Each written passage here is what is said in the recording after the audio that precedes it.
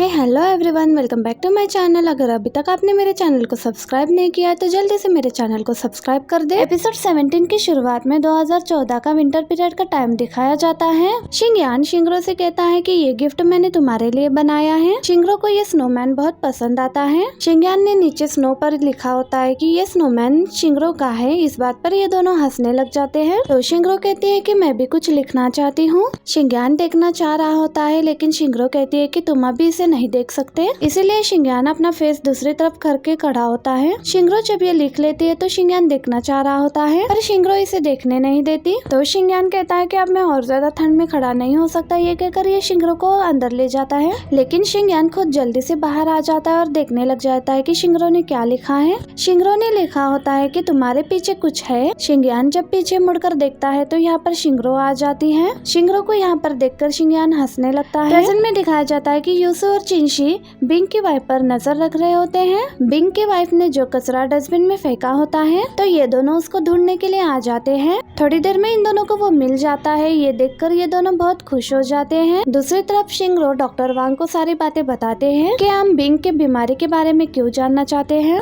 शिंगरो की बातें सुनकर डॉक्टर वांग कहते हैं कि इसमें छुपाने वाली कोई बात नहीं है। ये शिंगरो को बताते हैं कि पिछले साल जब वो न्यू ईयर पर यहाँ पर आया था तभी हमें मालूम हुआ कि उसको माया का डायग्नोस्ट है और यही वो ट्रेडिशनल मेडिसिन है जो वो पिछले साल से ले रहा है। ये देखकर शिंगरो डॉक्टर वांग को थैंक्स कहती है। डॉक्टर वांग बताते हैं कि मुझे बिंग की वाइफ का कॉल आया था। उसने मुझे बताया कि बिंग को प्रोडक्शन वाले बुली कर रहे हैं और पैसे देने से मना कर रहे हैं, लेकिन तुम दोनों से मिलने के बाद मुझे नहीं लगता कि तुम दोनों इस तरह के लोग हो। इसी वजह से मैंने तुम दोनों को ये प्रिस्क्रिप्शन दी है। अब ये दोनों यहाँ से जा रहे होते हैं तो देखते हैं कि बिंग का बड़ा भाई बाहर ही सो रहा है। डॉक्टर वांग कहते हैं कि तुम दोनों फिक्र मत करो। ये दोनों डॉक्टर वांग से बाय कहते हैं और यहाँ से चले जाते हैं। रास्ते में शिंगरो बार बार शिंगयान को देखे जा रही होती है तो शिंगयान कहता है कि तुम मुझे बार बार क्यों देख रही हो। शिंगरो कहती है कि मैं सोच रही थी कि अगर मुझे भी कभी अल्जाइमर हो गया कि तुम्हें क्या लगता है कि मैं किसको याद रखूंगी। ये सुनकर शिंगयान कहता है कि अगर मैं अपनी बात करूँ कि मुझे इस बात का यकीन है कि अगर मैं सब कुछ भी भूल जाऊं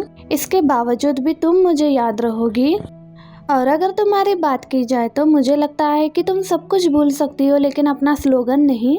ये सुनकर शिंगरो शिंगयान से कहती है कि मेरा स्लोगन क्या है। शिंगयान हंसते हुए कहता है कि मैं शादी नहीं करना चाहती। ये सुनकर शिंगरो भी हंसने लगती है। आज चिंशी जब बिंग से मिलने के लिए हॉस्पिटल जाती है तो बिंग की वाइफ यही मेडिसिन पीने के लिए दे रही होती है और ये चिंशी को यहाँ पर अचानक से देखकर घबरा जाती है। चिंशी कहती है कि तुम्हें मुझसे छुपाने की जरूरत नहीं है, मुझे मालूम है कि बिंग अपनी बीमारी के लिए ये मेडिसिन लेता है। अगले दिन शू और शिंगरो बिंग से मिलने के लिए उसके घर पर आते हैं। शू बिंग से कहता है कि आज हम तुमसे सब कुछ डिस्कस करने के लिए आए हैं। बिंग इनको बताता है कि जब मुझे ये बीमारी डायग्नोस हुई थी तो डॉक्टर ने मुझे आराम करने के लिए कहा था। मेरी फैमिली में सिर्फ मैं ही कमाने वाला हूँ इसलिए मैं आराम नहीं कर सकता था। इसलिए जैसे प्रोडक्शन टीम ने मुझे कॉन्टेक्ट किया तो मैंने अपनी बीमारी का जिक्र नहीं किया। मुझे तो यही लगता था कि मेरी तबीयत ठीक रहेगी और मुझे कुछ नहीं होगा। बिंग शिंगरो से माफी मांगता है कि मेरी वजह से आप लोगों को प्रॉब्लम हुई है। शिंगरो कहती है कि पहले तो तुम हमारे साथ एग्रीमेंट साइन करने के लिए मान गए थे, फिर अचानक क्या हुआ जो तुमने 1,20,000 युआन की डिमांड की। अब दिखाया जाता है कि जियाओ बिंग से मिलने के लिए हॉस्पिटल आई थी। ये बिंग से कहती है कि तुम्हारी कंडीशन ठीक नहीं है, तुम्हें कम से कम 1 साल तो आराम करना चाहिए। जियाओ बिंग की वाइफ से पूछती है कि क्या तुम लोगों ने प्रोडक्शन टीम के साथ कंपनसेशन के बारे में बात कर ली है।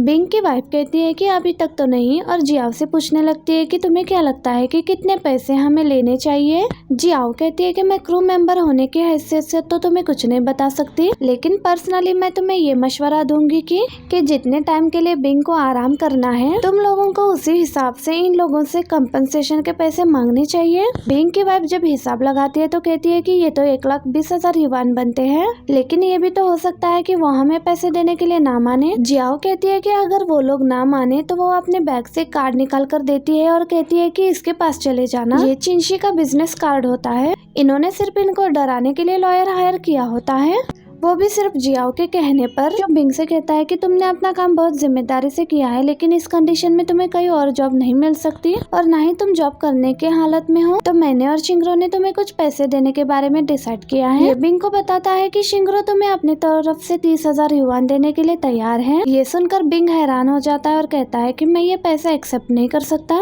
शिंगरो कहती है कि हमारे साथ काम करते हुए तुम्हें ये प्रॉब्लम फेस करनी पड़ रही है, इसलिए अगर हम तुम्हारी मदद नहीं करेंगे तो फ्यूचर में हमारे साथ साथ काम कौन करेगा।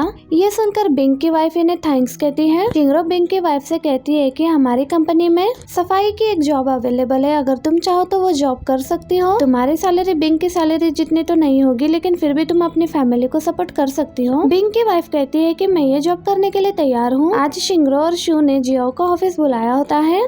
शिंगरो जियाओ से कह रही होती है कि तुम्हें कल से जॉब पर आने की जरूरत नहीं है। जियाओ कहती है कि हाँ, मैंने ही बिंग से कहा था कि वो तुम लोगों से ज्यादा पैसे मांगे और मैंने ही बिंग को बताया था कि तुम उसके गांव जा रही हो। शिंगरो कहती है कि तुम्हारे इस एटीट्यूड के साथ हम काम नहीं कर सकते। जियाओ कहती है कि तुम ये मत बोलो कि मेरे डैड इस शो के इन्वेस्टर है। अगर तुमने मुझे निकालने की कोशिश की तो मैं अपने डैड से कहूंगी कि वो इस शो से अपनी इन्वेस्टमेंट वापस ले। शिंगरो कहती है कि तुम उसकी फिक्र मत करो, तुम्हारे डैड ने हमारे साथ एग्रीमेंट साइन की है। अगर बिना किसी रीजन के वो एग्रीमेंट तोड़ेंगे तो उनको एग्रीमेंट तोड़ने के पैसे भरने होंगे।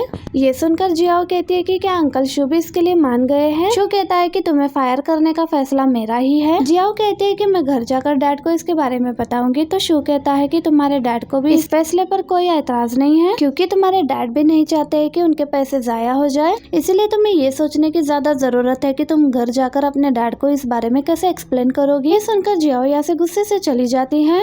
दूसरी तरफ मीटिंग में शिंगरो सबको बताती है कि मैं अपने शो में एक स्पेशल एपिसोड शूट करवाना चाहती हूँ। शिंगरो मीटिंग के दौरान डॉक्टर वांग और उनकी वाइफ की स्टोरी के बारे में सबको बताती है।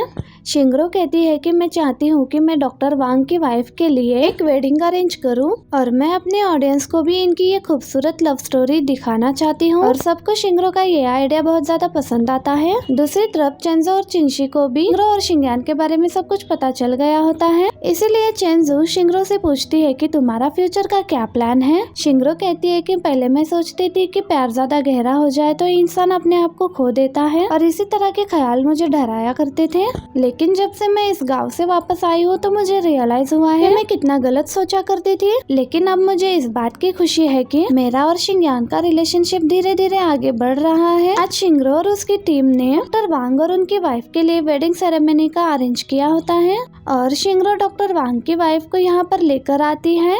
डॉक्टर वांग की वाइफ अब स्टेज पर चली जाती है। शिंगयान शिंगरो से कहता है कि तुम आज बहुत प्यारी लग रही हो। शिंगरो कहती है कि तुम भी आज अच्छे लग रहे हो। अब डॉक्टर वांग अपनी वाइफ को फ्लावर देने लगते हैं तो ये कहती है कि तुम कौन हो। डॉक्टर वांग की वाइफ सब लोगों से कहती है कि तुम सब लोग यहाँ पर क्या कर रहे हो, मैं ये शादी नहीं करना चाहती, तो शेंजी का इंतजार कर रही हूँ। शिंगरो इनके पास जाने लगती है तो शिंगयान इसे रोकता है और कहता है कि हमें इन्हें डिस्टर्ब नहीं करना चाहिए।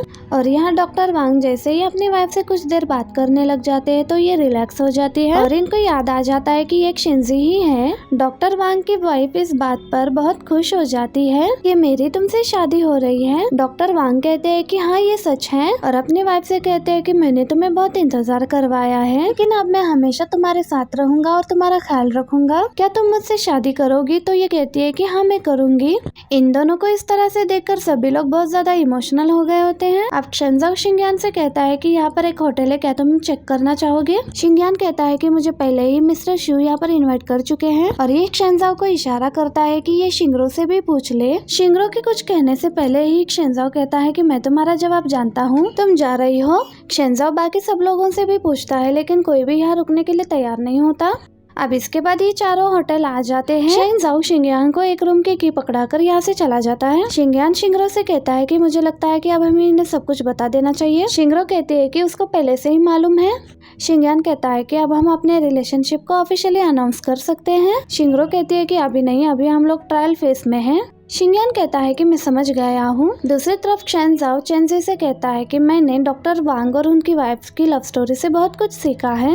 कहता है कि हमारा मेरे गेम की वजह से बहुत बार झगड़ा हुआ है, तो अब इसीलिए मैं तुम्हारे लिए इस गेम को डिलीट करने के लिए तैयार हूँ। तो वो उसके सामने ही अपने गेम को डिलीट कर देता है। शेंजाओ कहता है कि मेरी ही गलती थी, मैंने तुम्हारे इमोशंस को समझने की कोशिश नहीं की और मैं तुम्हें ज्यादा वक्त नहीं देता था, लेकिन अब मैं कोशिश करूंगा कि मैं ज्यादा से ज्यादा वक्त तुम्हें ही दूं। शेंजू कहती है कि मैं तुम्हारे सभी एफर्ट्स को एक्नॉलेज करती हूँ, लेकिन अब मुझे बहुत नींद आ रही है, इसलिए हम लोग कल बात करेंगे। लेकिन शेंजाओ इसे पूछे जा रहा होता है कि हमें अपना कल का दिन प्लान करना चाहिए, तुम कल कहाँ जाना चाहोगी। शेंजू कहती है कि मैं तो बस सोना चाहती हूँ अभी। दूसरी तरफ शिंगयान शिंगरो से कहता है कि अब क्योंकि हमारा रिलेशनशिप ट्रायल पीरियड में है तो तुम्हें कुछ चेंजेस करने होंगे। शिंगरो शिंगयान से कहती है कि किस तरह के चेंजेस। शिंगयान कहता है कि तुम मुझे मेरा पूरा नाम लेकर मत पुकारा करो। शिंगरो कहती है कि फिर ठीक है, मैं आज से तुम्हें शिंगयान कहकर पुकारूंगी। शिंगयान को ये अच्छा नहीं लग रहा होता। ठीक है, अगर तुम्हें ये भी अच्छा नहीं लग रहा तो मैं तुम्हें मिस्टर लू कहकर बुलाऊंगी। शिंगरो कहती है मिस्टर लू। शिंगयान ये सुनने के बाद कहता है कि ठीक है, तुम मुझे शिंगयान कहकर ही बुला सकती हो। आज चिंशी की बॉस बहुत तारीफ करती है कि तुमने इस केस को बहुत अच्छी तरह से हैंडल किया है। लॉ फर्म और तुम्हें इस केस से तो कोई फायदा नहीं हुआ, लेकिन तुम एक लॉयर होते हुए इस केस की रिपोर्ट बहुत अच्छी तरह से लिखी है।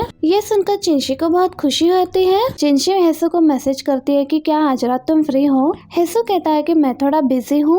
इसके बाद चिंशी जब काम से वापस जा रही होती है तो ये हेसु को जाइजिंग के साथ देखती है। चिंशी को इन दोनों को एक साथ ऐसे देखते हुए बिल्कुल भी अच्छा नहीं लगता। 2014 का वक्त दिखाया जाता है और शिंगयान शिंगरो के रूम में आ जाता है और कहता है कि फाइनली समर ब्रेक हो चुकी है और हम दोनों एक साथ टाइम स्पेंड कर सकते हैं। शिंगरो कहती है कि हमें घर पर थोड़ा केयरफुल रहना चाहिए। तुम्हारी मॉम मुझसे पूछ रही थी कि क्या तुम्हारी कोई गर्लफ्रेंड है। शिंगयान कहता है कि वो अचानक ये सब कुछ क्यों पूछ रही है। शिंगरो कहती है कि मुझे कैसे मालूम, हो सकता है, पर अब मुझे लगता है कि हमें तुम्हारी मॉम को बता देना चाहिए सब कुछ। इतने में ही शिंगयान की मॉम शिंगरो के रूम में आ जाती है। मॉम इन दोनों को एक साथ देखकर एम्बैरेस हो जाती है और वो यहाँ से चली जाती है। शिंगरो शिंगयान को जाने के लिए कहती है और कहती है कि क्या अब तुम खुश हो कि तुम्हारे मॉम को सब कुछ पता चल गया है। शिंगयान जब रूम से बाहर आता है तो शिंगयान की मॉम कहती है कि तुम शिंगरो के रूम में क्या कर रहे थे। शिंगयान अपने मॉम को बताता है कि मैं और शिंगरो दोनों रिलेशनशिप में हैं। मॉम ये सुनकर बहुत खुश हो जाती है और कहती है कि तुमने ये पहला कोई अच्छा काम किया है। अब प्रेजेंट में दिखाया जाता है कि हेसु चिंशी का वेट कर रहा है और ये चिंशी के हाथ में इंस्टेंट नूडल का पैक देखता है तो कहता है कि मैंने भी अभी तक खाना नहीं खाया, चलो हम दोनों साथ में डिनर कर लेते हैं। चिंशी कहती है कि इसकी कोई जरूरत नहीं है। ये कहकर वो अपने रूम में चली जाती है।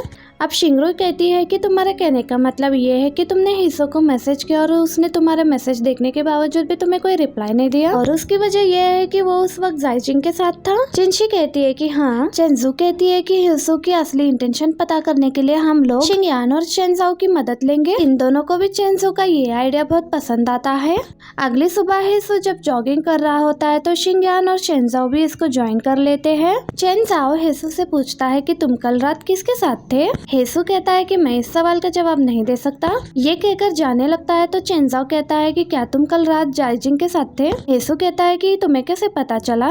चेंजाओ कहता है कि सवाल चेंज करने की कोशिश मत करो और हम जो पूछ रहे हैं उसका जवाब दो तुम। हेसु कहता है कि तुम मुझे माफ करना पर मैं इसका जवाब नहीं दे सकता। ये कहकर वो यहाँ से चला जाता है। दूसरी तरफ चेंजू ये सब जानने के बाद बहुत गुस्सा होती है और ये चिन से कहती है कि चिंशी से कहती है कि तुम्हें अब जाग जाना चाहिए, हेसु तुम्हारे लिए सूटेबल नहीं है। चिंशी कहती है कि लेकिन वो मुझे बहुत अच्छे से ट्रीट करता है, पर मुझे इस बात को लेकर कंफ्यूजन है कि वो ये सब कुछ शो की वजह से कर रहा है या फिर वो वाकई में मेरी परवाह करता है। शिंगरो कहती है कि मुझे लगता है कि हेसु चिंशी को वाकई में पसंद करता है, क्योंकि अगर वो जाइजिंग को पसंद करता तो वो चिंशी के साथ ये प्रोग्राम ज्वाइन करने के लिए क्यों मानता। चेंजाओ को शिंगरो की बात पर यकीन नहीं आता, इसलिए वो कहती है कि हम जाइजिंग से खुद बात करेंगे। चिंशी कहती है कि तुम दोनों को मेरे लिए परेशान होने की जरूरत नहीं है, ये मेरा प्रॉब्लम है तो मैं इसे खुद हैंडल करूंगी। रात में चिंशी जाइजिंग को मिलने के लिए बुलाती है। जाइजिंग इससे पूछती है कि तुमने मुझे यहाँ पर मिलने के लिए क्यों बुलाया। चिंशी कहती है कि मैं तुमसे कुछ पूछना चाहती हूँ। अगले दिन वोटिंग का दिन होता है, जिसके बाद ये डिसाइड होगा कि शो में कौन रहने वाला है और कौन डिस्क्वालीफाई होने वाला है।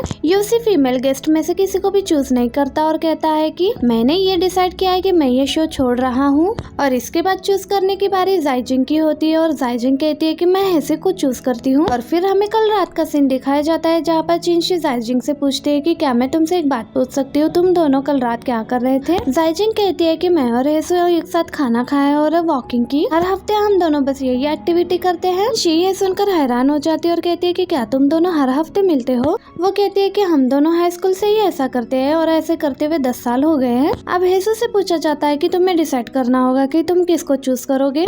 इससे पहले ही चिंशी कहती है कि चूज करने की जरूरत नहीं है क्योंकि मैं ये शो छोड़ रही हूँ। इतना कहकर चिंशी यहाँ से चली जाती है। हेसु चिंशी को रोकते हुए कहता है कि ये फैसला लेने से पहले तुम्हें एक बार सोच लेना चाहिए। शी कहती है कि मैंने सोच लिया है, इस शो में अब मेरी कोई जरूरत नहीं है। हेसु कहता है कि अगर तुम्हें मुझसे कोई प्रॉब्लम है तो तुम मुझे बता सकती हो। फिर शी कहती है कि इसमें तुम्हारी कोई गलती नहीं है, हमने ये शो एक दूसरे की मदद करने के लिए ज्वाइन किया था। मुझे लगता है कि मेरे जाने से इस शो में कोई फर्क नहीं पड़ेगा। हेसु कहता है कि मैं ये शो तुम्हारे साथ करना चाहता हूँ और तुम जानते हो कि बात शो की नहीं है। जिनशी कहती है कि तुम मुझे सिर्फ इसलिए चूज कर रहे हो क्योंकि तुम्हें इस बात की फिक्र है कि तुम मुझे कहीं हर्ट ना कर दो। कहती है कि तुम मेरी बहुत केयर करते हो और तुम्हारे सारे एफर्ट्स को मैं अप्रिशिएट करती हूँ, लेकिन तुम फिक्र मत करो, मैं तुम्हारे और जाइजिंग के बीच नहीं आऊंगी। ये सुनकर हेसु कहता है कि तुम जैसा सोच रही हो हम दोनों के बीच ऐसा कुछ भी नहीं है। जिनशी कहती है कि तुम पिछले 10 सालों से हर वीक जाइजिंग से मिलते हो, मुझे तो बस यही समझ में नहीं आ रहा है कि जब तुम दोनों इतने क्लोज थे तो तुमने ये प्रोग्राम मेरे साथ क्यों ज्वाइन की। हेसु कुछ कहने वाला होता है लेकिन इतने में जाइजिंग आ जाती है और कहती है कि मैं ये तुम्हें एक्सप्लेन कर सकती हूँ। जिनशी कहती है कि इसकी कोई जरूरत नहीं है, ये कहकर वो यहाँ से चली जाती है। जाइजिंग हेसु के पास आकर कहती है कि तुमने मुझे यहाँ पर क्यों बुलाया। हेसु कहता है कि मैं जानना चाहता हूँ कि तुम क्या सोच रही हो। जाइजिंग कहती है कि तुम मुझे गलत समझ रहे हो, ये बात मैंने उसे खुद नहीं बताया, उसने ही मुझे पूछा था। हेसु कहता है कि उस दिन तो मैं तुम्हें थेरेपी के लिए लेकर जा रहा था, मैं तुम्हारा राज रखा, लेकिन तुमने इस चीज का इस्तेमाल करते हुए चिंगशी को क्यों हर्ट किया। जाइजिंग कहती है कि तो फिर मैं क्या करती। तुम जानते हो कि मैं चाहती हूँ कि हमारे राज के बारे में किसी को भी मालूम हो। तुम मेरे बहुत अच्छे क्लोज फ्रेंड हो और मैं नहीं जानती कि चिंगशी ऐसा बिहेव क्यों कर रही है। हेसु कहता है कि इस शो में इतने सारे गेस्ट थे तो तुमने मुझे ही क्यों चूज किया, कि मैंने ये प्रोग्राम तुम्हारे लिए ही ज्वाइन किया था। जाइजिंग कहती है कि क्या तुम्हें याद है कि 10 साल पहले इसी तरह के एक बीच में तुमने मेरी जान बचाई थी। अब पास्ट का टाइम दिखाया जाता है कि जाइजिंग की मॉम इसको डांट रही होती है कि इतनी प्रैक्टिस करने के बावजूद भी स्कूल में परफॉर्म चिंगशी ने किया और देखो उसके ग्रेड्स भी कितने अच्छे हैं, पहले तुम सेकंड आती थी और अब तुम थर्ड आई हो, थोड़े दिनों में एग्जाम आने वाली है और तुम्हारी ये हालत है। इसकी मॉम इसको बहुत ज्यादा डांट रही होती है। जाइजिंग अपनी मॉम से सॉरी कहती है। मॉम कहती है कि सॉरी कहने का भला क्या फायदा है, तुम्हारे डैड ने आखिर हमें क्यों छोड़ा था, क्या तुम नहीं जानती। जाइजिंग कहती है कि मैं जानती हूँ, उन्हें बेटा चाहिए था इसलिए उन्होंने हमें छोड़ दिया था। उसकी मॉम कहती है कि तुम्हारे जन्म के टाइम मेरी जान बहुत मुश्किल से बची थी, इसी वजह से मेरे पास ये मौका नहीं था कि मैं तुम्हारे डैड को एक बेटा दे सकूं और इसी वजह से उन्होंने मुझे छोड़ दिया और कहने लगती है कि तुम्हें पालने में मैंने बहुत मेहनत की है। जाइजिंग अपनी मॉम से कहती है कि मॉम मैं अपनी पूरी कोशिश करूंगी। कहती है कि तुम हर बार बस यही कहती हो। हेसु यहाँ से गुजर रहा होता है और वो देखता है कि जाइजिंग की मॉम उसे मार रही है। जाइजिंग अपनी मॉम से कहती है कि आपने बचपन से लेकर अभी तक आपने कभी भी मेरी तारीफ नहीं की, अगर मेरे पास चॉइस होती तो मैं भी इस दुनिया में ना आना चाहती। ये कहकर वो यहाँ से चली जाती है।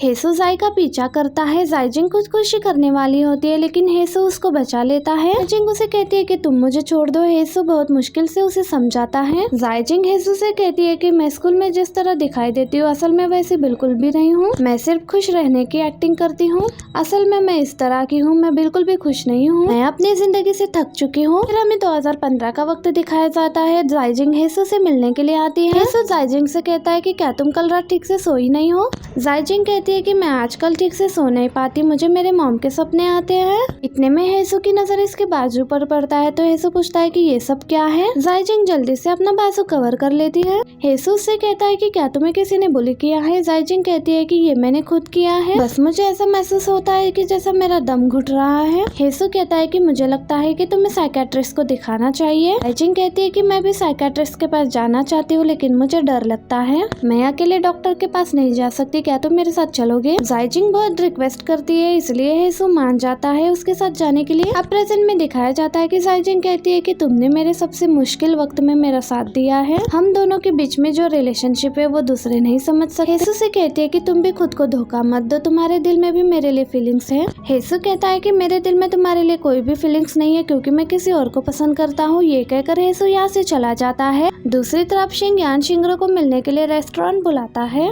शिंगयान परेशान दिखाई दे रहा होता है तो शिंगरू उससे पूछती है कि तुम्हें क्या हुआ है। शिंगयान कहता है कि आज सुबह शेंगजाओ ने मुझे बताया है कि हमारे रिजॉर्ट को एक नया इवेंट मिला है। शिंगरू कहती है कि ये तो अच्छी खबर है। शिंगयान कहता है कि ये फ्यूनरल का इवेंट है। शिंगरू पूछते है कि फ्यूनरल किसका है। शिंगयान कहता है कि तुम्हारे डैड का। ये सुनकर शिंगरू शॉक हो जाती है। ये शिंगयान से पूछती है कि ये सब कब हुआ। शिंगयान कहता है कि तुम्हारे डैड को कैंसर था, अब्रॉड में ट्रीटमेंट के दौरान ही उनकी डेथ हो गई। ये सुनकर शिंगरो अपसेट हो जाती है। शिंगयान शिंगरो से कहता है कि मैं नहीं जानता कि मैं तुम्हें किस तरह से कंफर्ट करूं, और कहता है कि चाहे कुछ भी हो जाए मैं हमेशा तुम्हारा साथ दूंगा। शिंगरो कहती है कि मैं थक गई हूँ, मैं घर जाना चाहती हूँ।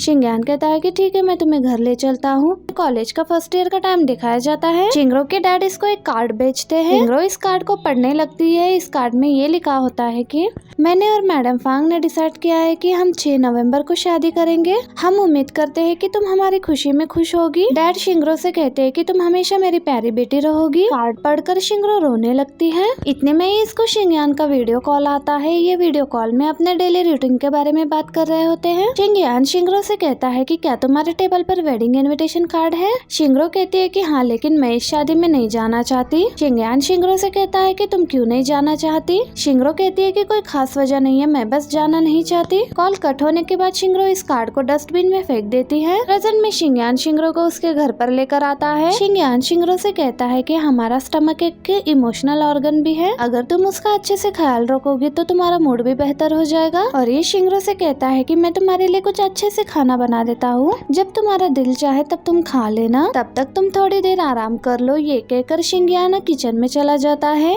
शिंगरो अपने डैड के भेजे हुए मैसेजेस पढ़ने लगती है, जिसका इसने कभी भी जवाब नहीं दिया होता। अब शिंगरो शिंगयान के पास किचन में आ जाती है। शिंगयान इसको गले लगाता है तो शिंगरो बहुत जोर से रोने लगती है। थोड़ी देर बाद शिंगरो जब खाना खाने लगती है तो शिंगयान की नजर इस पेंटिंग पर पड़ती है और कहता है कि यकीनन ये पेंटिंग तुम्हारे बचपन की होगी। शिंगरो कहती है कि जब मैं तुम्हारे घर पर आई थी तब मेरे डैड ने चुपके से ये पेंटिंग मेरे बैग में रख दी थी। ये सुनकर शिंगयान कहता है कि तुम्हारे डैड की पेंटिंग सच में बहुत अच्छी है, वो सच में तुमसे बहुत ज्यादा प्यार करते होंगे। शिंगयान शिंगरो से कहता है कि इतने सालों बाद मैं पहली बार सुन रहा हूँ कि तुम तुम्हारे डैड के बारे में बात कर रही हो। शिंगरो कहती है कि मेरा और मेरे डैड का रिश्ता बहुत कॉम्प्लिकेटेड है, इसलिए मैं उनके बारे में बात करना पसंद नहीं करती। शिंगयान शिंगरो से पूछता है कि आखिर पास्ट में क्या हुआ था, क्या तुम मुझे इन सब के बारे में बता सकती हो। शिंगरो कहती है कि जब मैं छोटी थी तब मेरी फैमिली बहुत खुश थी। डैड एक फेमस आर्टिस्ट थे, इसी वजह से हम बहुत रिच थे, और मेरी मॉम एक फेमस पियानिस्ट थी और शादी के बाद उन्होंने कभी भी पियानो नहीं बजाया। शिंगरो बचपन में अपनी बनाई हुई ड्राइंग अपने डैड को दिखाती है। जब इसके डैड इसकी ड्राइंग को देख रहे होते हैं तो ये अपने डैड से कहती है कि डैड मेरी ड्राइंग इतनी अच्छी नहीं है। उसके डैड कहते हैं कि तुमने बहुत अच्छी ड्राइंग बनाई है।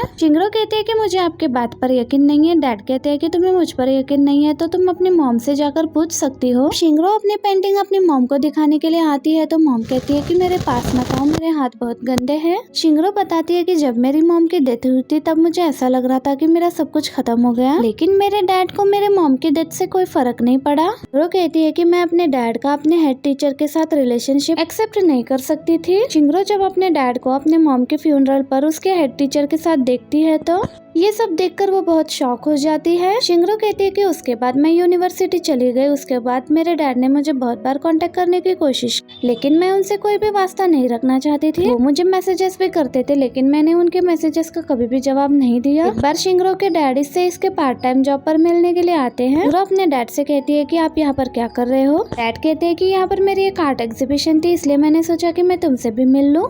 और डैड शिंगरो से कहते हैं कि तुम मेरे दिए हुए पैसे इस्तेमाल क्यों नहीं करती। शिंगरो कहती है कि डैड मैं खुद पैसे कमा रही हूँ, इसलिए मैंने आपसे कहा भी था कि मुझे आपके पैसों की जरूरत नहीं है।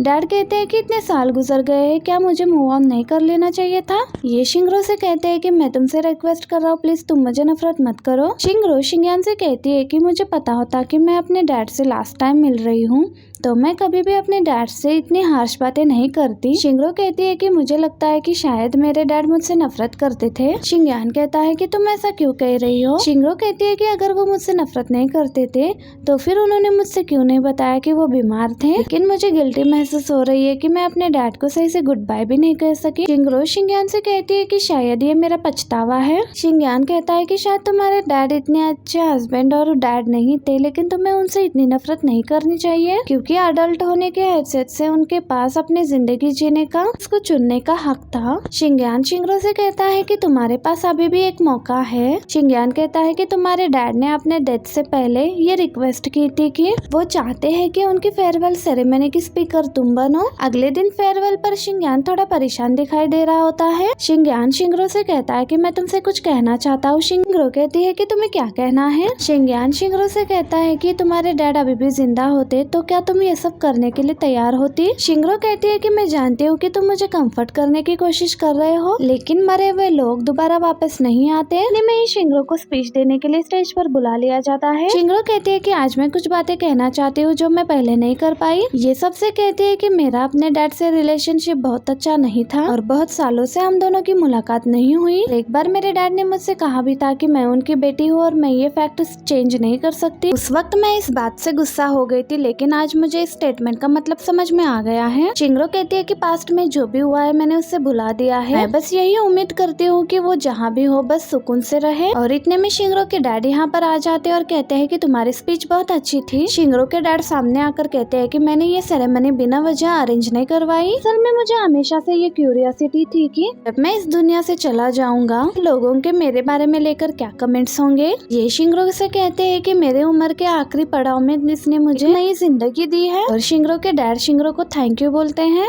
डैड कहते हैं कि मैं इस रिजॉर्ट के ओनर को भी थैंक्स कहना चाहता हूँ, जो कि मेरी बेटी का बॉयफ्रेंड है। डैड कहते हैं कि सारी सेरेमनी अरेंज करने में शिंगयान ने मेरी मदद की है। ये सब सुनकर शिंगरो गुस्से में यहाँ से जाने लगती है। शिंगयान शिंगरो को रोकने की कोशिश करता है तो शिंगरो कहती है कि ये तुम्हें सब कुछ पहले से ही मालूम था ना। शिंगयान कहता है कि मैं तुम्हें बताने वाला था लेकिन मुझे मौका नहीं मिला। शिंगरो गुस्से में शिंगयान से कहती है कि मेरा पीछा मत करो। शिंगरो के डैड कहते हैं कि तुम तो मुझसे कुछ कहना चाहती थी ना। तो शिंगरो कहती है कि मुझे जो भी कहना था वो मैं स्टेज पर कह चुकी हूँ। डैड कहते हैं कि मैं जानता हूँ कि मेरा तरीका गलत था, लेकिन इतने सालों में मैं बस तुम्हारे बारे में ही सोचता रहा। मैं यहाँ पर मिस फांग आ जाती है और कहती है कि तुम बिल्कुल भी नहीं बदले। उन्हें देखकर शिंगरो के डैड कहते हैं कि तुम यहाँ पर क्या कर रही हो। तो मिस फांग कहती है कि मैं तुम्हारी वाइफ हूँ, क्या मुझे तुम्हारे फ्यूनरल पर नहीं आना चाहिए था।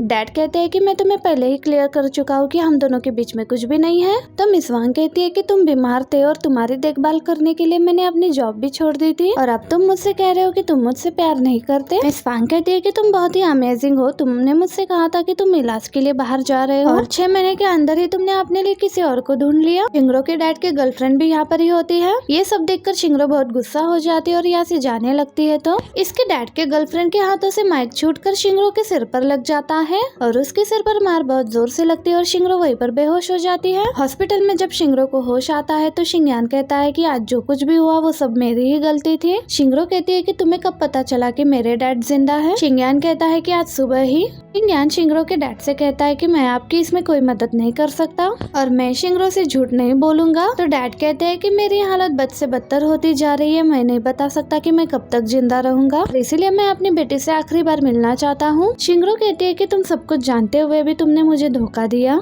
शिंगयान कहता है कि तुमने कल रात मुझे जो कुछ भी कहा था कि शायद ये तुम्हारे लिए बहुत अच्छा मौका है अपने डैड से मिलने का। तो शिंगरो कहती है कि तुमने मेरे लिए ये फैसला क्यों लिया। शिंगयान कहता है कि तुम मुझे माफ कर दो, लेकिन मुझे लगता है कि दो लोग जब एक दूसरे के साथ नहीं रह सकते तो एक दूसरे के साथ रहकर एक दूसरे को टॉर्चर करने के बजाय ये बेहतर है कि वो लोग सेपरेट हो जाए। इसलिए मुझे लगता है कि सिर्फ इस वजह से तुम्हें अपने डैड से नफरत नहीं करनी चाहिए क्योंकि उन्होंने तुम्हारी मॉम से प्यार करना छोड़ दिया था। शिंगरो ये सुनकर गुस्सा करने लगती है तो शिंगयान कहता है कि तुम इतनी जिद्दी क्यों हो। शिंगरो कहती है कि वो इसलिए क्योंकि मेरी मॉम की डेथ की वजह बीमारी नहीं थी, उन्हें मारा गया था। मेरे मॉम को और किसी ने नहीं बल्कि मेरे डैड ने ही मारा था। ये सुनकर शिंगयान शॉक हो जाता है। शिंगरो कहती है कि मेरे डैड मेरे मॉम के कातिल है। शिंगयान ये बात सुनकर बहुत ज्यादा हैरान हो जाता है। शिंगरो से कहता है कि ये सब तुम क्या कह रही हो। तो ये इसको बताती है कि मेरे डैड मेरे मॉम से डाइवोर्स लेना चाहते थे क्योंकि उन्होंने अब मेरे मॉम से कह दिया था कि वो अब उन्हें प्यार नहीं करते। लेकिन शिंगरो की मॉम डैड को मनाने की पूरी कोशिश करती है कि आप मुझे नहीं छोड़ सकते, लेकिन शिंगरो के डैड कहते हैं कि मैं अपना फैसला कर चुका हूँ। अगली सुबह जब शिंगरो बाहर आती है तो यहाँ उसके मॉम ने एक पेपर पर ये लिखा होता है कि मैं तुमसे बहुत प्यार करती हूँ लेकिन तुम्हारे डैड अब मुझसे प्यार नहीं करते, इसलिए अब मैं जिंदा नहीं रह सकती। शिंगरो कहती है कि अब मैं तुम्हें सब कुछ बता चुकी हूँ, क्या अब तुम मुझे बता सकते हो कि मैं अपने डैड को कैसे माफ करूँ। शिंगयान शिंगरो से माफी मांगता है कि मैं नहीं जानता था कि तुमने इतना सब कुछ बर्दाश्त किया है। शिंगरो कहती है कि मैं अपने डैड से इसलिए नहीं मिलना चाहती क्योंकि जब भी मैं उनको देखती हूँ तो मुझे वो सब कुछ याद आ जाता है। ये सब सुनकर शिंगयान शिंगरो को हक करता है। शिंगरो उसको पीछे करते हुए कहती है कि आज मैं बहुत थक चुकी हूँ, इसलिए तुम मुझे आज अकेला छोड़ दो। शिंगयान कहता है कि ठीक है, मैं तुम्हें परेशान नहीं करूंगा। ये कहकर वो वहाँ से चला जाता है। अब शिंगयान नीचे आकर किसी को मैसेज करता है कि अगर तुम्हारे पास वक्त है तो तुम मेरे लिए शिंगरो को आकर देख सकते हो। अगली सुबह यूसी शिंगरो से मिलने के लिए हॉस्पिटल आ जाता है। यूसी शिंगरो से कहता है कि शिंगयान ने इस बार भी इतनी बड़ी प्रॉब्लम क्रिएट कर दी है, क्या इस बार भी तुम उसे माफ कर दोगी? शिंगरो कहती है कि इसमें शिंगयान का कोई कसूर नहीं है, ये बस मेरे और मेरे डैड का मामला है। यूसी कहता है कि मैं नहीं सुनना चाहता कि तुम दोनों के दरमियान क्या हुआ है, मुझे बस इतना पता है कि शिंगयान के साथ होने की वजह से इस बार तुम फिर से दुखी हो गई हो। ये सुनकर शिंगरो कहती है कि क्या तुम्हें दिखाई नहीं दे रहा, मैं बिल्कुल ठीक हूँ। यूसी कहता है कि मैं जानता हूँ कि तुम ठीक हो, लेकिन मुझे ये बात भी मालूम है कि तुम ऊपर से बिल्कुल ठीक दिखाई दे रही हो लेकिन अंदर से बहुत दुखी हो। और कहता है कि तुम मेरे सामने टफ बनने की एक्टिंग मत करो, मैं तुम्हें फिर से एक बार दुखी नहीं देखना चाहता। शिंगरो कहती है कि चोट मेरे सर पर लगी है या तुम्हारे सर पर, तुम मुझे ये सब बातें क्यों कह रहे हो? उसे कहता है कि मैं ये कहूँ कि मैं ये सब बातें इसलिए कर रहा हूँ क्योंकि मैं तुम्हें पसंद करता हूँ। तो शिंगरो ये सुनकर हैरान हो जाती है। यूसी कहता है कि जिस शो पर तुम्हें शिंगयान ने प्रपोज किया था उसी टाइम से मैं तुम्हें पसंद करने लगा हूँ, और उसी टाइम मैं तुम्हें बताना चाहता था कि मैं तुम्हें पसंद करता हूँ, लेकिन कुछ ही देर बाद शिंगयान ने तुम्हें सबके सामने प्रपोज कर दिया। और फिर जब कुछ दिनों बाद मुझे मालूम हुआ कि तुम्हारी और शिंगयान की शादी नहीं होने वाली, ये सुनकर मुझे बहुत अच्छा लगा। और फिर जब मैंने तुम्हें और शिंगयान को एक साथ देखा तो मैं फिर से तुम्हारे तरफ अपना कदम नहीं बढ़ा सका। यूसी कहता है कि इतने साल में तुम्हें सिर्फ सीक्रेटली ही प्यार करता रहा और मैंने हमेशा से ही यही विश की है कि तुम खुश रहो।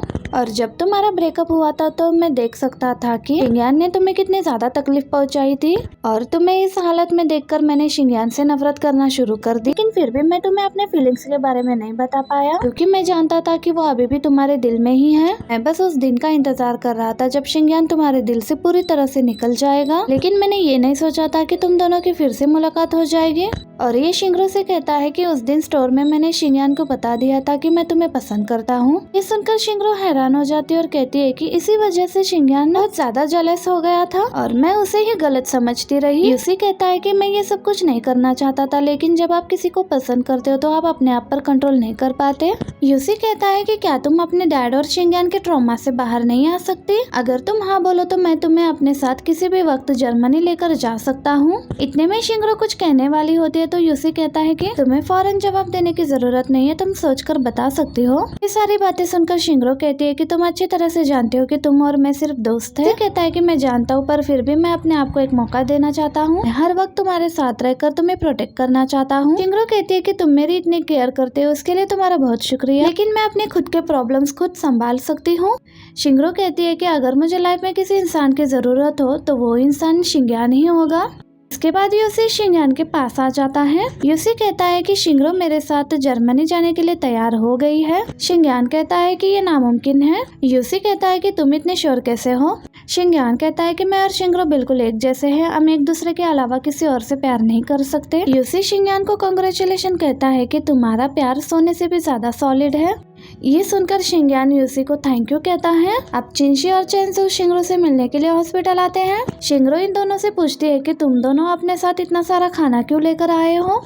तो चेंसू बताती है कि ये खाना शिंगयान ने स्पेशली तुम्हारे लिए भिजवाया है। वो कह रहा था कि कल जो कुछ भी हुआ उसमें सारी गलती उसकी ही थी और वो यहाँ इसलिए नहीं आया क्योंकि कल रात से तुम उस पर गुस्सा हो और तुम उससे बात नहीं करोगी। चेंसू कहती है कि वो पिछले 2 दिनों से रिजॉर्ट वापस नहीं आया, वो हॉस्पिटल के बाहर ही तुम्हारा इंतजार करता रहता है। ये सुनकर शिंगरो हैरान होती है। चेंसू कहती है कि क्या तुम मुझसे वाकई में नहीं मिलना चाहती? अब इतने में ही शिंगरो को लिंक की तरफ से कॉल आती है और ये शिंगयान को मैसेज कर देती है डॉक्टर वांग और उनकी वाइफ की वीडियो तैयार हो चुकी है और हम उसे कल देखने के लिए चलेंगे। शिंगयान कहता है कि ठीक है। अगले दिन सुबह शिंगरो शिंगयान के साथ ये वीडियो देखने के लिए आ जाती है। ये वीडियो देखते हुए शिंगरो बहुत इमोशनल हो जाती है। वीडियो देखने के बाद शिंगरो शिंगयान से कहती है कि हम दोनों बाहर वॉक के लिए चलते हैं और ये दोनों जाने ही वाले होते हैं। इतने में शिंगयान को कॉल आ जाती है। जब शिंगयान का कॉल कट हो जाता है तो शिंगरो इससे पूछती है कि क्या हुआ है। शिंगयान कहता है कि चनफे की कॉल आई थी, उसने मुझसे कहा कि तुम्हारे डैड के पास ज्यादा वक्त नहीं है। अब शिंगरो और शिंगयान हॉस्पिटल आ जाते हैं। शिंगरो अपने डैड को देखने के बाद चिनफे से कहती है कि मेरे डैड की हालत इतनी खराब है और तुम मुझे अब बता रही हो। चिनफे कहती है कि तुम्हारे डैड ने ही मुझे मना किया था क्योंकि फेयरवेल पार्टी के बाद वो नहीं चाहते थे कि तुम्हें और कोई परेशानी हो और उन्हें लगता है कि तुम उनसे मिलना नहीं चाहती। चिनफे शिंगरो से कहती है कि तुम्हारे डैड को बहुत रिग्रेट है कि उन्हें तुम्हारे साथ वो सब कुछ नहीं करना चाहिए था। शिंगयान कहता है कि मेरे मॉम डैड कैंसर एक्सपर्ट को जानते हैं तो मैं उन्हें कॉल करता हूँ। चिनफे कहती है कि इसकी कोई भी जरूरत नहीं है। शिंगरो के डैड को लास्ट स्टेज लंग कैंसर है और डॉक्टर पहले ही इनका लेफ्ट लंग रिमूव कर चुके हैं और डॉक्टर के हिसाब से अब तुम्हारे डैड का इलाज नहीं हो सकता। अब शिंगरो अपने डैड से मिलने के लिए आ जाती है। इसके डैड कहते हैं कि मुझे लगा कि मैं अपनी बेटी को दोबारा कभी भी नहीं देख पाऊंगा। शिंगरो कहती है कि डैड आप ये कैसी बातें कर रहे हो, मैं आपकी बेटी हूँ और चाहे कुछ भी हो जाए खून के रिश्ते इतने कमजोर नहीं होते। शिंगरो कहने लगती है कि मैं बचपन में बहुत खुश थी।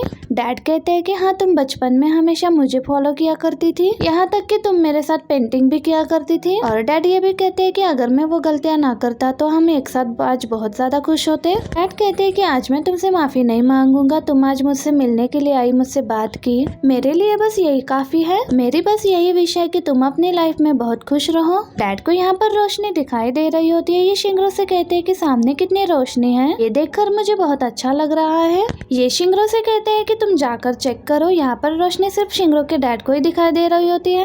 शिंगरो जब देखकर वापस मुड़ती है तो इसके डैड की डेथ हो चुकी होती है। अब शिंगरो शिंगयान से रोते हुए कहती है कि मेरे पेरेंट्स की डेथ हो चुकी है, अब मेरे पास सिर्फ तुम ही बचे हो। शिंगयान कहता है कि मैं हमेशा तुम्हारे साथ ही रहूंगा। जब ये दोनों यहाँ पर आकर बैठ जाते हैं तो शिंगरो शिंगयान से कहती है कि मैं तुम्हें कुछ कहना चाहती हूँ। शिंगरो शिंगयान को यूसी वाली बात बता देती है तो शिंगयान कहता है कि मुझे ये सब मालूम है, उस दिन पार्किंग लॉट में मेरी उससे मुलाकात हुई थी। वो कहती है कि फिर उसने क्या कहा। शिंगयान कहता है कि उसने मुझसे कहा कि उसका कन्फेशन कामयाब रहा। शिंगरो कहती है कि ऐसा कुछ भी नहीं है, मैंने उसको उसी दिन रिजेक्ट कर दिया। और शिंगयान हंसने लगता है और कहता है कि मुझे सब पता है। शिंगरो शिंगयान से माफी मांगती है और कहने लगती है कि मुझे रियलिटी मालूम नहीं था, इसलिए मुझे तुम्हें इस तरह से क्रिटिसाइज नहीं करना चाहिए था। शिंगयान कहता है कि इसमें तुम्हारी कोई भी गलती नहीं है और पिछले 2 दिनों में मैंने हम दोनों के रिलेशनशिप के बारे में बहुत सोचा है। मैं इस बात को एडमिट करता हूँ कि पहले मैं बहुत ज्यादा जज्बाती था। मैं ये समझ चुका हूँ कि किसी से प्यार करने का मतलब ये है कि हमें अपने पार्टनर के पॉइंट ऑफ व्यू से भी सोचना चाहिए। शिंगयान कहता है कि हम दोनों के बीच में कोई भी प्रॉब्लम हो गई तो मैं उस प्रॉब्लम को तुम्हारे पॉइंट ऑफ व्यू से भी सोचूंगा और हम दोनों धीरे धीरे एक दूसरे को और ज्यादा जानने लगेंगे। क्या तुम मुझे अपने आप को जानने का ये मौका दोगी? ये बात सुनकर शिंगरो कहती है कि हाँ, और शिंगरो कहती है कि मुझे प्यार करने के लिए तुम्हारा शुक्रिया। शिंगयान कहता है कि मैं तुम्हें इसलिए थैंक्स कहना चाहता हूँ क्योंकि तुमने मेरे प्यार को एक्सेप्ट कर लिया। ये दोनों एक दूसरे को किस करते हैं और मैं हेसू शिंगरो के पास आता है और कहता है कि मैं जाई के साथ डेट पर नहीं जाना चाहता।